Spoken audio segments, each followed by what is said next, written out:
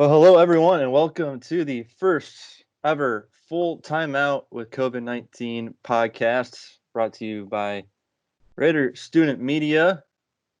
I'm Brendan Deviney, joined by Will Brienza and Billy Beebe, quarantined up in our respective homes and trying to make it through the coronavirus of 2020 without any sports, and that's what this podcast will entail, how lives are going on both with Mount Union athletics and professional athletics during the coronavirus. So guys, how are we doing here? All locked down at our homes. Go ahead there, Will.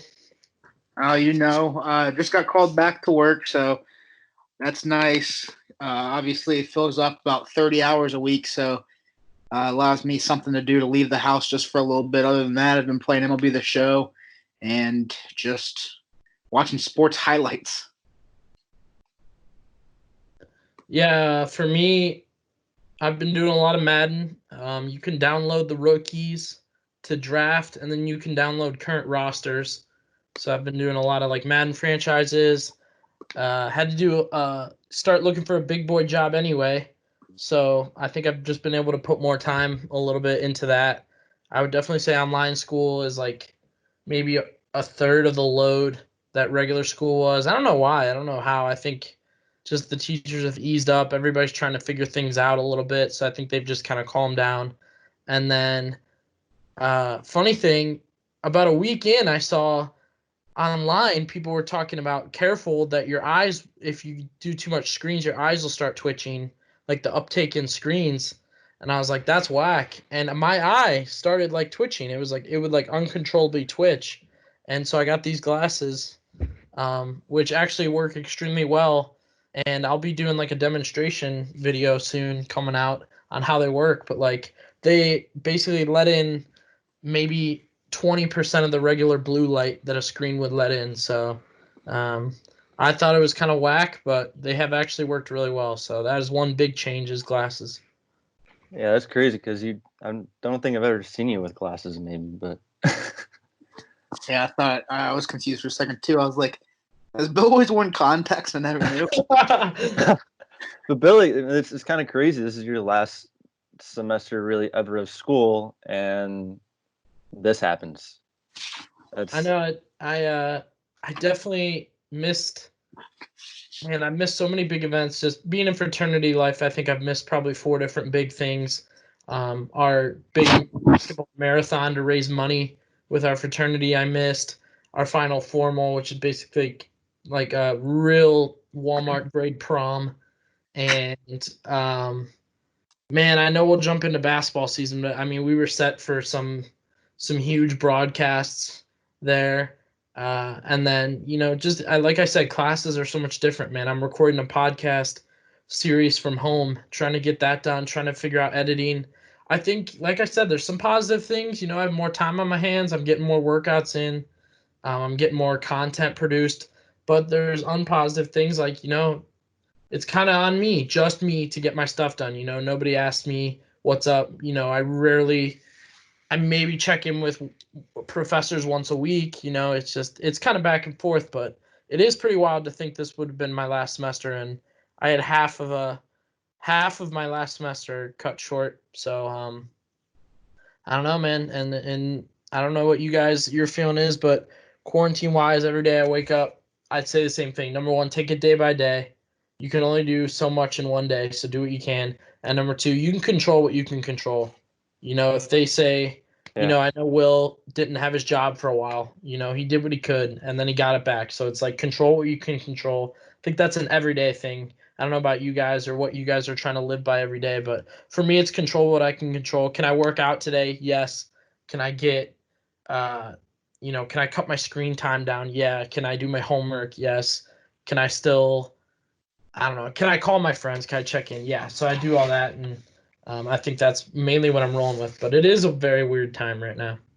Yeah, definitely a time where you can easily be lazy and just like lie in bed all day. But that's that can become a habit very easily. And my thing has been get schoolwork done as much as you can or as you have, and then try and be productive with something else. And that's where this idea came about, pretty much. To kind of check in with the Mount Sports Department with RSM and kind of give all of our viewers what life's been like.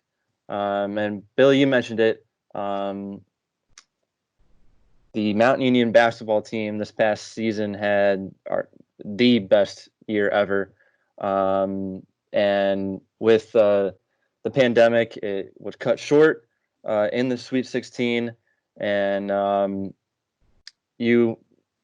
know you were looking forward to that Sweet 16 call against Wittenberg, and unfortunately, it didn't happen.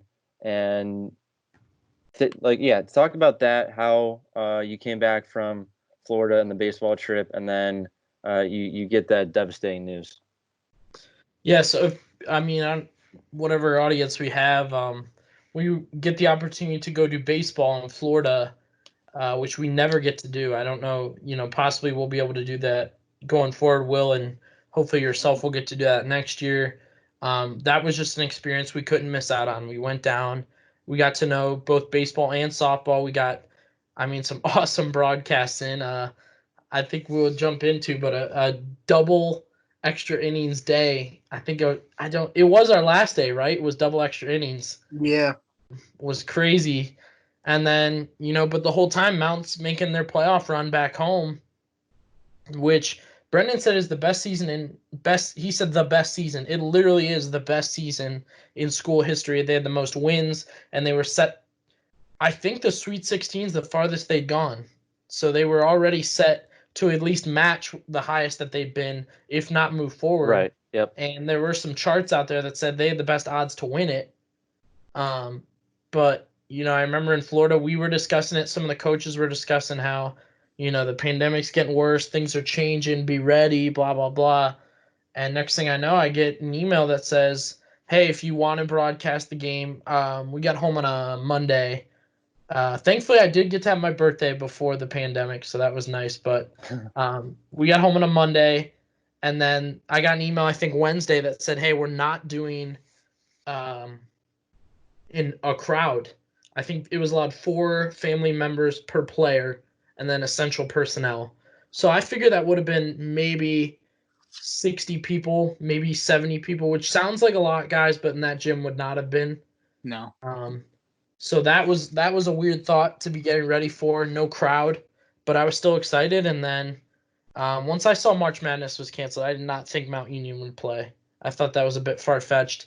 Even with as close as they were a day away when March Madness got canceled. I still felt like it would be crazy to think that the biggest sporting event in America is canceled, but they're just going to let all other levels keep going. And then I thought, why would they let them keep going? Because, in a week they're going to cancel it. I thought maybe by a day they'll let it happen, but why would they let one day go on and then the rest they'd cancel? So that was a weird process. Cancel the Elite Eight is what you're saying. Right. Why would they be like, yeah, let them put it in Sweet 16, but we know the Elite Eight's not going to happen. So it was weird. It definitely was weird, but I was very excited mainly because any big games I've done have been football, and what an experience to do those games. I did 2 national championships. It would have been 12, 13, or 14. I don't know what I did my freshman year, but close to 14 playoff games. So that was incredible. And then, there were some big basketball games, guys, no doubt. To win the OAC championship last year, they were close, and then they actually won it this year. Were some huge games, but I was excited. A Sweet 16, Elite 8. We were talking about going to wherever they were headed. I think Indiana and then Atlanta. So all that, very crazy to have that cut short. But I think it should just get you guys excited. Football should be on track next year for Will and I don't know who's doing it with Will, but I know both you guys will be involved somehow. But it was a wild experience adjusting so far. Yeah, going off of what Bill said. So after Florida, I headed straight to New Orleans. I didn't even get to go home, and that's when all this started happening for me. So I'm hearing all of this through news, through like Twitter and such. People texting me from back home, hey, all this is shutting down. And then obviously it was big news down there. It was my second to last day down there, and I was walking home from dinner with the group we were with, and the cops were going up and down Bourbon Street saying, go home, government orders. And that's when I realized like how serious this was getting. All sports were canceled that day. And so the last couple of days in New Orleans, I was kind of just sitting around in the hotel room. But once I got home, that's when Mount Union, a couple of days after that, Mount Union made the decision to go with a full semester. And I had no job. And I was like, man, I just went from having what I thought was going to be a great spring break and then finish out a strong semester to having nothing, no sports, no work, school, like Bill said, not as intense. And things have gradually come back, like I said, work back. School's picked up a little more now that teachers are getting used to the online format, but sports, unfortunately, still not here. And we honestly don't know when they'll be back. Talks from multiple leagues and everything coming, maybe doing without sports or without fans. Notre Dame's athletic director said today that he doesn't want to play college football season if there's no fans. So I don't know what the plan for that will be going forward, but definitely a lot has changed since we got on that flight to Florida, Bill. Yeah, and just going off what Will said, I don't know if we're jumping into that topic yet as far as fans and stuff like that getting involved, but I was watching, it's called All or Nothing. It's like Hard Knocks, but it follows the team during the season instead of preseason. And it was on the Eagles. And just watching games happen is unbelievable to me now. To think that many people are gathered, just from what we have going now in life, to think, I don't know how many. I can't even guess the number that a Browns stadium holds. I'd guess 80,000 maybe. I don't know how many the Browns 60, 70,000, I think. Yeah. Yeah, so how can you imagine that many people gathered, guys? That many people working, that many people in the tunnel, in the locker room, touching each other. I mean, I can't even imagine that right now. And I'm happy the draft is going to happen. I think that's going to be a big deal for everybody. I think it's a real lifesaver that it's happening, and that people get to break things down after. But I hate to say it, but I can't imagine even in September 80,000 people gathered together again. That's so hard to think about. I don't either. Yeah, so I mean, we were all in Florida with the baseball team, and after you guys left, that's really when everything kind of went downhill. That whole week, I think it was that Thursday, where I'm sure 15, 20 years from now, they'll do an E60, a 30 for 30 on the day the sports world went quiet or something like that. Because March Madness was canceled.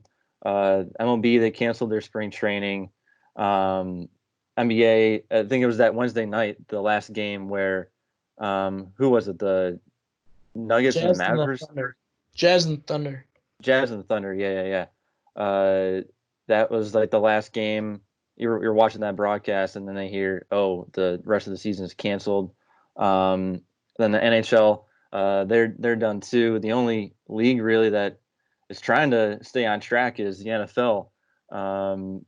But like right now, you're hearing talks from all the commissioners, and this morning is when, or overnight is when, Major League Baseball proposed these crazy rule changes that they would do at the beginning of May to try and salvage their season, playing all the games in Arizona with no fans. The home plate umpire would be a robot in order to call balls and strikes, and it's kind of like this weird like time in history where sports is forever changing, I feel like. And Will, you're the baseball guy, but like a season like that where all the teams are in one state playing would just be the strangest thing ever.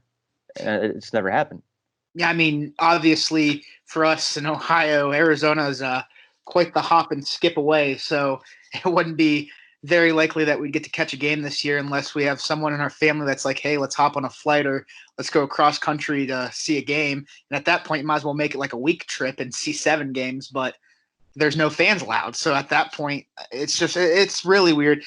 Every year I sit down and around the January time and I search Indians promotional schedule every day until that thing is released.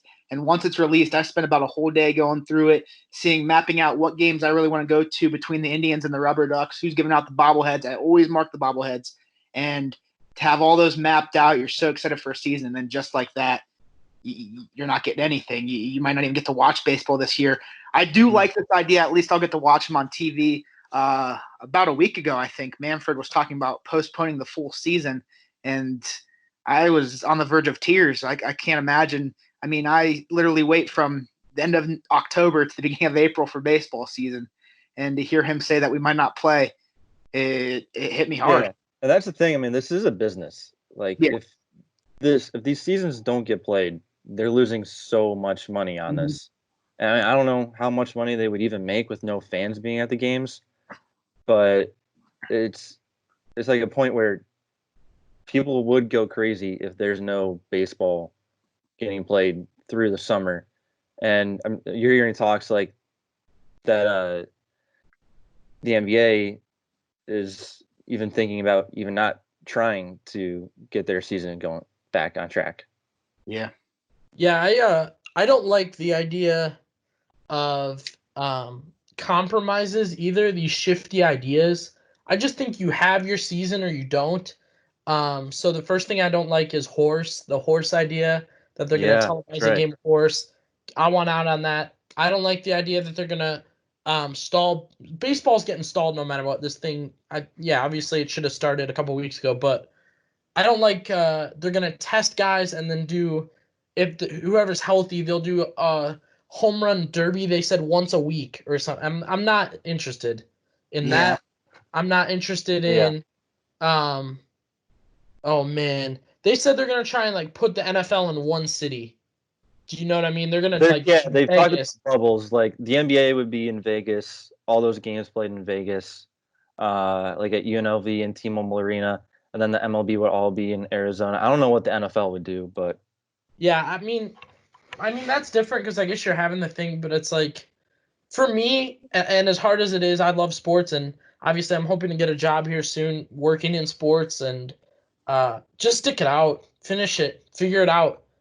It'll stink big time, but there may be times where you have to say, hey, there was no winner, there was no rookie of the year, there was no coach of the. It's just that season basically didn't happen, and that stinks big time. Because baseball, sorry, go ahead, Bill. I think baseball might just have to say we miss a whole season. Yeah, it's not like that hasn't happened before either. I mean, look back at 1994. They started the season. They play all the way into what? September, I think, or August or September. They played late into the season. Then a lockout happens. No playoffs. Nobody won that year. 1994, Nobody won. At that point, with the lockouts, Will, a lot of people are talking about lockout. Let's compare it to a lockout. Yeah. You can't work out. You can't be with your teammates. You can't travel. You can't have your trainers, your diet, your chefs. Like, I know that sounds a little kind of pampered, but like these guys, the things they usually have to be ready to compete, they don't have them. That's way different than a lockout. During a lockout, you can still be amped up. I worry that I'm not interested in watching the NFL because these guys have been doing home workouts. Yeah. It is tough because like you can't work out with your teams. And you talking about like comparing this to 94, where they actually did play a season. This could get compared to the World War era, where I think it was, I don't know what, Korean War or World War II. They just flat out didn't have a season. Yeah, I think it was World War II. I was working on a story, working with fansidedsports.com. I estimate one player per NBA team has access to a gym to shoot. I don't think your all-stars have their own personal gyms. Right, but I like Quinn Cook. Like I was listening to a podcast with Quinn Cook, with Colin Sexton. Like they're just home. That's it. They're with family. They don't know where to go. They don't know where to shoot hoops. I was impressed with some guys and their at-home workouts. I know Baker Mayfield has done really well with at-home workouts, and I mean, if you really want to, you can create them. And a lot of guys do have good gyms in their house, but I think the NBA is a good example. These guys aren't going to shoot a basketball for 3 months. Well, imagine they were talking about like maybe playing the playoffs this summer and like calling the season where it's at now, the seeding. And I'm just like, imagine LeBron, who has everything he needs in his home for 3 months compared to the 8 seed Grizzlies, where John Morant's their best player and he's a rookie. He doesn't have anything. That whole team doesn't have anything. LeBron and AD have everything. I mean, it would be the Lakers would have the easiest path to the finals in the world. I agree with you. I just think as tough it is, it's just flatten the curve, man. Stay at home, call the season, figure it out. And then you talk about, I mean, if they are going to try and do this thing, if they are going to try and make money off of trying to salvage the season, like what kind of champions you are crowning? Like you'd have to put an asterisk next to all of these things. Well, you still have to put an asterisk next to the 2017 World Series, but. Well, I'm interested. What do you guys think of the draft? Do you think it's? So I was watching PFF today, and actually, it would be PFT maybe, Pro Football Talk. Yeah. They were discussing. So number one, a lot of free agency deals have been done with no physicals, or just your proper workout, your proper physical, and all that. And I can't imagine what kind of problems that'll cause later if that happens. Like they brought up the idea that, let's say I signed, I don't know, just randomly Dwayne Bowe, and Dwayne Bowe comes in and he works out, or he didn't come in and he didn't work out, and then in the draft I get a 3rd round steal of a wide receiver, and I just think I don't need Dwayne Bowe anymore. I can just say his workout wasn't what we thought and we don't want to sign him anymore. Like teams can back out of contracts, I think, then they might try. And then with the draft, guys, it's like I can't even imagine the number of people that are involved in making picks and recommending players and putting names out there. And you're going to have to do that through a meeting like this. 80 people. I mean, how many scouts do you think the Browns have that they have to recommend things? And then maybe it comes down to 3 people that make the decision. And I know the Browns coach said he's not leaving Minnesota. He'll be in Minnesota. Right. So I don't know what your guys' thoughts are and all that, but that's crazy to me too. Even the one event that will happen is extremely flawed and could cause some serious problems. I mean, nothing about all of this is ideal, obviously. I mean, just going back to me working, we're doing curbside pickup, and it's a completely different ball game. You have to change your gloves after each person you take care of. It's just everything about this isn't ideal, but as long as I'm gonna have to figure out a new summer job if I'm not working at Progressive Field. Yeah, I mean, everything is. We just have to get through it. Keep, like you said, keep social distancing, keep alone call seasons, and just flatten that curve. Yeah, I mean, it is weird. I mean, the one thing with the draft, and we'll talk about the draft more on next week and in the next episodes and stuff like that about who the Browns are taking. But at least they got through the combine, and they were able to see the players in person at least once. I feel like they're just going to go off a lot of game tape from college, and that's all you really can do. And I was listening to the Really Big Show this morning, and they were talking about the potential of having internet connection problems if, like, I don't know, Andrew Berry's internet goes out at home and he's on the clock and he can't make the pick. That's, I don't know how. I'm going to be fascinated watching this thing on ESPN and actually seeing who is, like, because everyone's at their own homes. You can't even meet at the facilities. Yeah. Yeah, I'd originally heard they'd try and get the league to let them bring together selected people, but I like I said, I mean, some people just don't want to do that even at this point. Like, I don't think Stefanski, who is still in his house in Minnesota, he's just not interested in moving right now. It's not ideal, and it's not ideal to fly. It's not ideal to drive. I mean, all of it's just not a good idea. So I think a lot of these guys are going to be in separate places on a phone call or a video chat. And yeah, I mean, if I could pick, I would rather be on the Cleveland Browns facilities Wi-Fi than my house. Yeah, I'm sure they've got better connection than what I have in North Olmsted, Ohio. But for both of you, what would you like to see the most rational solution to both the NBA and MLB? What would you ideally like to have them do in keeping all the COVID-19, trying to still stay safe, but try and play? So for me, I think, especially the NBA, well, I already said, I think the leagues just need to take their time. I think you don't need to push games. You don't need to push a season, or, even like we talked about, a 5-on-5 match of healthy guys. Like, you don't need to do stuff like that. I mean, this might just be me personally, but I love the idea that people are getting the opportunity to just take a second and absorb content, whether it's older content, newer content. The Bulls documentary is going to be moved up on ESPN. I think that's awesome. Yeah. A lot of classic games are out there right now, a chance to catch up. And I think they've done a good job somehow, some way producing content. I don't think we're without live sports, and that really stinks. But I think more than ever, sports has a chance to entertain and catch people up, because now instead of watching 4 games, I might watch a 30 for 30, or I might watch 2 30 for 30s. And now, I might have never watched those, but now I've watched them. And it's like, I'd rather do that than try and force feed a season that nobody's pleased with.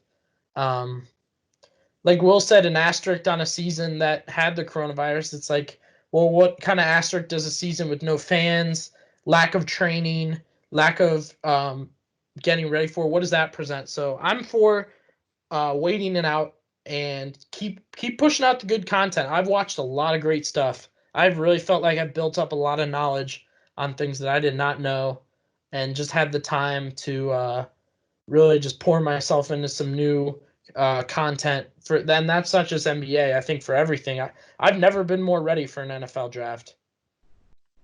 I 100% agree. You just got to keep waiting. The thing that's going to, if you try to force the seasons and something goes wrong, someone gets it, passes it along, the spread just continues. And then you start talking about more than one season. And that's the last thing we all want.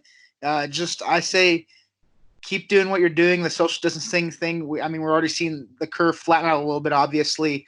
There's still going to be a lot of cases. This is a very populated country, and we got a late start to it. Some people thought it was a joke, and I think more and more people are starting to take it serious. And if the sports leagues continue to take it serious as well and just keep live sports out for now, it will go away quicker than it could. And so I'm with Bill. Just take in the content. I got to watch some games from the 90s Indians. I mean, I wasn't alive to watch those games. I'm watching them now. I'm like, man, this was a really fun team to watch. So just there's so much stuff out there that you can fill your time with, and it's a good thing because there's a lot of time on our hands. That's a good point, Will. How can you tell the American public to stay in their house and stay healthy and don't go out and don't do unnecessary things, but you say, hey, Andre Drummond is going to travel to Vegas so he can play a 5-on-5? Yeah. Yeah, you're kind of, it's a catch-22 almost. And that's a good thing that being in Ohio, I was listening to Mike DeWine on ESPN Cleveland yesterday, and I feel like we're leading the charge in this. No matter what side of the political aisle that you're on, Governor DeWine really was the first one to cancel anything, cancel high school seasons, and we're kind of in the right bubble in Ohio. I feel like then we kind of got lucky with that. But you guys alluded to it already. Wrapping up episode 1 here, and ESPN, Sports Time Ohio, Fox Sports, they've they've kind of spoon-feeded a ton of replays, classic games from the last century, this century, this decade even. What's one game that you've enjoyed re-watching? And it can't be Game 7 of the NBA Finals because I know that's probably both your answers, and it's mine too. So, I'll give you two actually. For basketball, NBA TV YouTube account. I watch a big YouTube guy. I don't watch cable as much as I watch YouTube. Every night they've been live streaming a game, a playback of a game. So I think 2018 is going to be LeBron's lost year in a lot of ways. The Cavs go to the finals. I mean, it really is just LeBron stringing them along. Game 6, the Cavs are down 3-2. So they had to win at home and then win in Boston to go to the NBA Finals. LeBron put up 41 in Game 6. But what I found interesting was, and I don't know if you guys remember this, but they were begging for guys to step up and make moves. Next leading scorer in that game was George Hill, had 20 points in Game 6 to push the Cavs forward. So that was incredible. And then I rewatched a 2007 Browns game, which again is kind of their crazy season. They go to 10-6. A shootout with the Bengals in like week 3 or something like that. I think the Browns won 40. Wasn't that Thursday Night Football or something? Was that Thursday Night Football? It definitely wasn't a night game, but 2007, you said? 2007, yeah. It wasn't a night game. 51-45, week 2. Yeah, it was a high-scoring, crazy game. The names. You remember that? I was at that game in the dog pound. That was my first Browns game. Yeah, it's that was a heck of a game to be at. That season was nuts, and so crazy to think you don't make the playoffs that year at 10-6. Yeah, but I mean that's how good the league was back then. Yeah, so those two games have been nuts, and if anybody cares and wants to watch replays, NBA TV's YouTube puts on a different game every night. You're right. That was LeBron's. You couldn't salvage that season because then he goes and puts up 50 in Game 1 of the finals. So that's a tough season to remember, and think how good he was with the team that he had to put on his back. But that Game 1 was when JR didn't know. Yeah, let's not. That's what I'm saying. Let's not try and. Yeah, Will wants to bring it up, but think happy times here, Will. Remember, Will, George Hill missed a free throw to win it. All right, that's true. What I remember. That's what I remember. Yeah, that's very true. So I'll give you a couple as well. Opening day was supposed to be March 26th. So I sat here and I watched highlights from the 22-game win streak. That was a lot of fun, getting to see just what was one of the best runs a team's ever made in MLB history. I mean, longest win streak without a tie in MLB history. And it was a lot of fun to watch. I was tearing up a little bit when I was watching baseball because that was supposed to be the day it was back. Another game, despite the ending not being how we all wanted it here in Northeast Ohio, Game 7 of the 2016 World Series is probably the best replay I've watched. I mean, that's probably one of the greatest series in MLB history, and it contained my favorite team, the Indians, my whole family's favorite team, the Cubs, 2 longest droughts, a series that you couldn't have asked to be better, and then just Game 7 goes down to the wire. Davis, of all people, Rajai Davis, I mean, a guy who has like 20 career home runs, he hits a home run to tie it, and then the rain delay, but still extra innings, just a great series. And that Game 7 goes down in the books as one of the greatest games I ever watched, and I had to watch it again. So probably Game 7 in the 22-game win streak. See, I'm the opposite. I when I heard that they were playing that on Fox Sports 1, I didn't watch it, and so instead I went and watched Game 1 of the World Series. Another great game. To see Robo go a yard twice. Another great game in that whole run is the game against the Blue Jays to clinch it in the ALCS when Santana goes down to his knees. Or game 1 of the ALDS, the 3 home runs in the third inning, I think. Yeah, did you guys go to any of those games? I went to Game 2 of the World Series where the Cubs won. Really? I was like Game 2 of the ALDS. I went to. Wait, you went to what game, Brendan? Game 2, ALDS. Versus the Red Sox? Yeah. Was it a day game? It was like at Lonnie Chisnell hit a home run to right 4 in field. the afternoon or something like that. Yeah, It was I a was weird at the time. game. I was there too. That's when I think Chisnell hit that home LeBron run came back early, out. right? Yeah, Lonnie hit a home run off the line. It hit the top of the line. Yeah. Yep, that was plexiglass. was weird because that game was at 4:00. I did I not was like it. confused. It was just a weird time for baseball, but it felt like a 7:00 game. But yeah, that was wild. Yeah, how about 2014? I think the largest road comeback in the NFL. Brian Hoyer against Tennessee. They're down 28-3. Then they come back and win 29-28. I watched that. That was on that NFL Game Pass. I watched a couple days ago. And then I did watch some of the 2007 postseason for the Indians. Mm-hmm. That was a fun against the Yankees. I went the Red to Sox series was rough, but what game was that? What game was the game where the Tribe scored 7 runs in 1 inning to take a 7-0 lead, and then in the top of the 5th, Ramirez, Youkilis, and Ortiz went back to back to back, and that ended up being the final score, 7-3. I can't remember what game in the series that was, but I went to that one. It had to be early. I think that's game 1 or 2.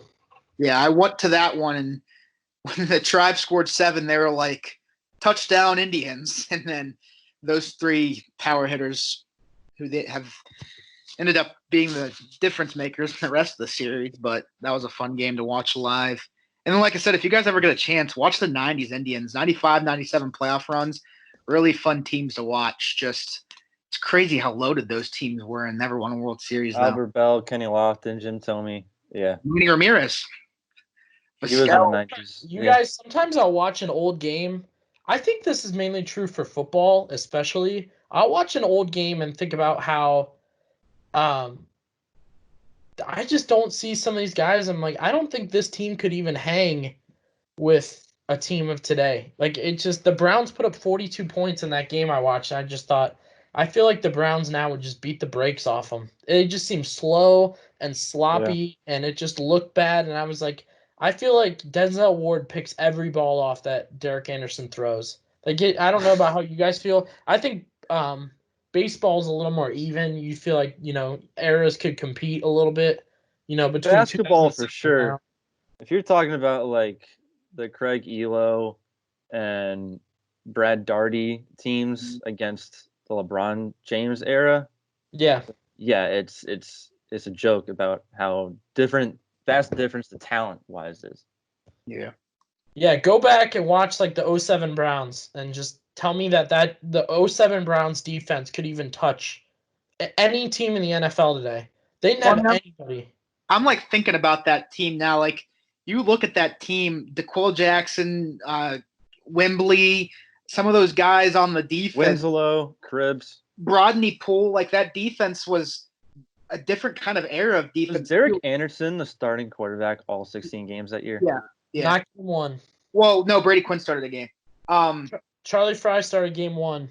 Didn't Brady Quinn start game 6? Gosh. Or no? Yeah. Brady Quinn started in 2008. No, Brady Quinn did start a game that year because I went to the last game and Against San Francisco? He started, yes, but it didn't matter if the Browns won. It only mattered if the Colts beat the Titans, which they did not. The Titans won. But I think I mean, this is a whole nother debate for a whole nother day, but it seemed like the Browns just drafted and said the bigger the better on defense. I mean, Robert Smith was on defense, and he is gigantic, but Robert Smith was so slow and was wearing so much padding. Why do you have to wear – he had a giant elbow, arm, and huge thing. I'm like, dude, Myles Garrett would pick you up, throw you, outrun you, take your helmet off, swing at you, and then run around some more. I'm like, you guys could not hang with the defense of today, the offense of today. Nick Chubb would literally eat those guys for breakfast. I'm going to go back and watch that Thursday night game. Guys. Linebackers are different nowadays. They're fast and strong. Back then, it just seemed like they were just strong. And so I agree with you there. Yeah. I mean, same with D-line. If you look at Larry Ogunjobi for the Browns, he's 300-something. He does not look 300 pounds. No, not at all. Not to say that. I do want to clarify that game was an awesome memory. Yeah. Despite what he's gotten into now, Kellen Winslow is my favorite player as a kid. I'm still a kid, but when I was younger, Kellen Winslow is my favorite player. Yeah, those are the first awesome. names of the Browns that I really even remember. Yeah. Yeah.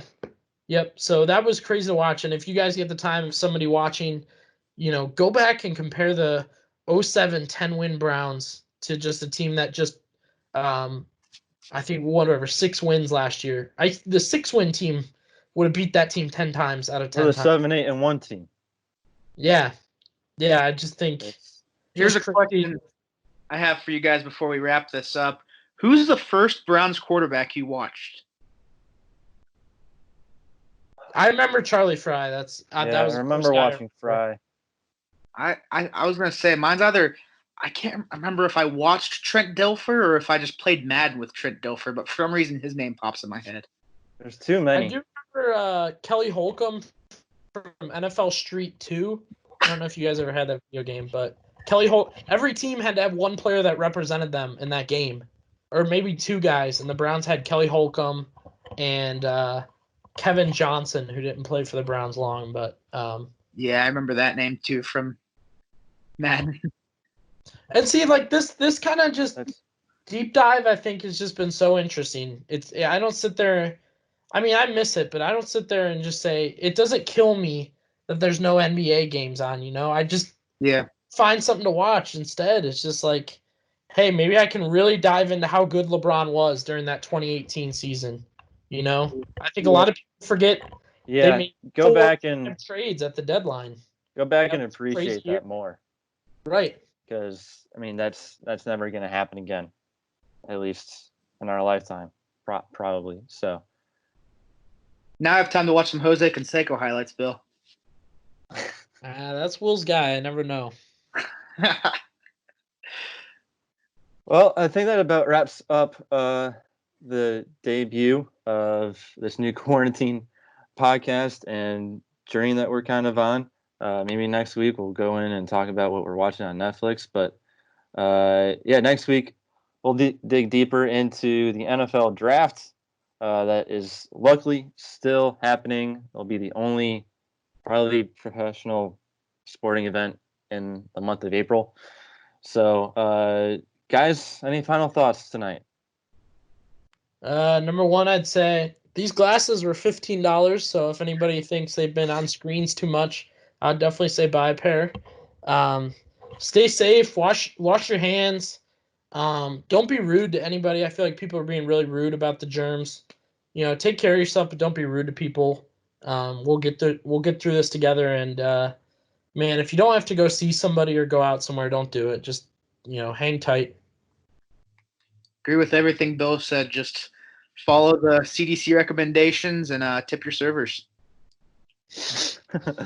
Tip your to-go deliverers. Yes. Yeah, it's definitely like go and do takeout from a local restaurant or something like that. Support those businesses for sure. And but that'll do it from Billy Beebe, Will Brienza. I'm Brendan Devini. Stay safe, wash your hands, and thank you for listening.